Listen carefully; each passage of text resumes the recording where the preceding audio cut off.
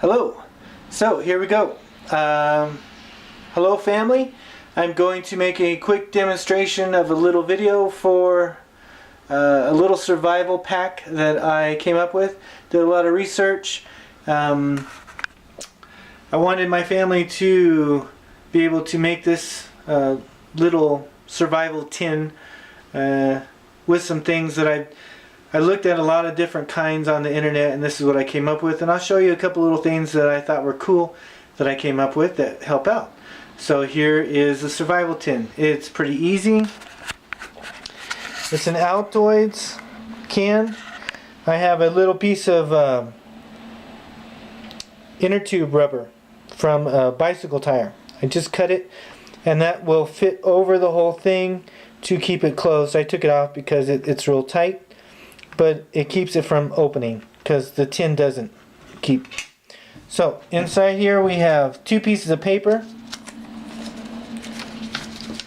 with some demonstrations of snare traps, different kinds. I think it's good to have, this one shows water. This is a bird snare trap. These two are for like small rodents. And this is a deadfall rock trap. It kind of shows you how they're designed. Here's another one, a simplified one that's for the animals. So you got a tree branch that is the spring. When a rodent or a squirrel or something goes into this trap, it releases this trigger that springs up and you catch your animal. So you can look up online how to get those or draw them yourself and print them out. So the next thing in my tin here is tape. This is duct tape. Don't buy the stupid cheap stuff at Walmart. Get a nice duct tape that's thick and that has some strength to it. This is approximately 3 feet. Inside of this I have right here 2 needles.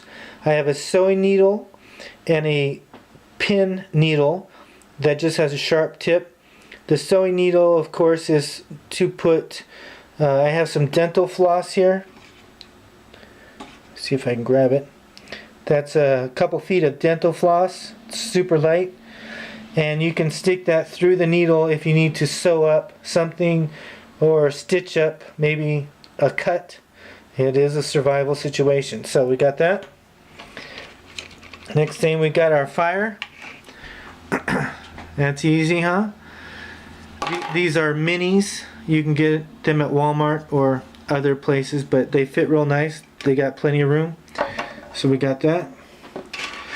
Next thing we have is paracord. This is 505 or 550 paracord. Holds 550 pounds. This is about 5 or 6 feet.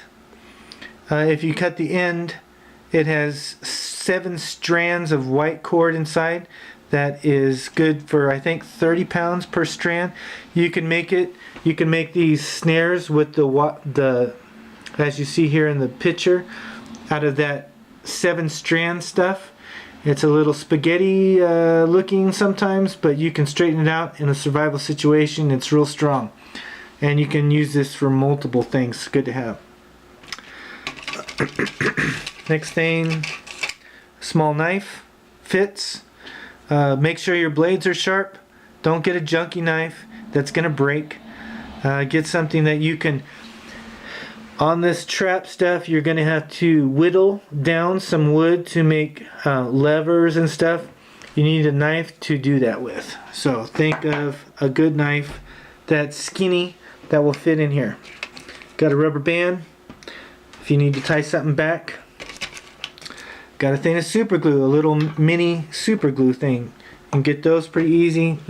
If you get cut, you can use it to not stitch yourself, but you glue yourself back together. It works real good on some different kinds of cuts. You got a razor blade. Always good to have something super sharp. I got dental floss with a pick. You might need to get into some tight spot of something you're working on, or you might have something in your tooth. Teeth problems can be it's not for hygiene, it's more for discomfort.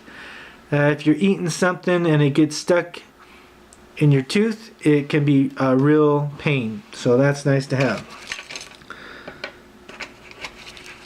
Got this mini compass. You can get these off eBay. For $5 you can get I think 5 of them. 4 or 5 for $5. But they're really super small. Mini button compass. I got 2 Band-Aids. I got the fabric kind because I like the fabric kind. They seem to work good. Let's see what else I got in here. So I got a paper clip, and I got a safety pin. This is a piece of 100% pure silver. If you have a water situation and you stick that in your water bottle that you find along the way or whatever, that will keep bacteria from growing inside your water bottle. These here I thought were really pretty cool. So this here is for fire. I'll show you how to make one of these in a second. And these here are 2 Tylenol and 2 aspirin. And you might be wondering what these yellow things are. So let's go over here real quick and I'll show you. Okay, so we got, let's see here. Let me grab those. So the fire one, cotton ball, Vaseline, petroleum jelly. Take the cotton ball, smear it all over, saturate it with petroleum jelly. When you're starting a fire, maybe it's a rainy day like it is today, and your wood is wet and you don't want to keep using your lighter fluid up. Well, you cut this thing here in half with your knife and you can make 2 fires. And that's saturated Vaseline on a cotton ball. And that will burn real hot and real long. And this here is balloons. So I got this 500 water bomb balloons. Full of them. They're awesome. So you take it, you take a straw like this, you shove it in the balloon, and then you take your cotton ball and you make a cigar out of it kind of, and you shoot it through this tube into the balloon. And then you take a spot of super glue and let's see here, right here, you put a super glue inside and then you just pinch it and hold it for 10 seconds and then it's watertight and nothing will get in there. The same with the aspirin. So you grab a balloon, you shove a couple aspirin pills in it, and then you put a piece of super glue, and that's it. You pinch it together, and then you got something that's watertight. And the packaging is super small, super efficient. The only other thing I have for my kit that I would need, that I think I would like, is one of these. It's a forensic lens. Basically, so there's without it. There it is. It magnifies quite a bit, and you can start fires with this.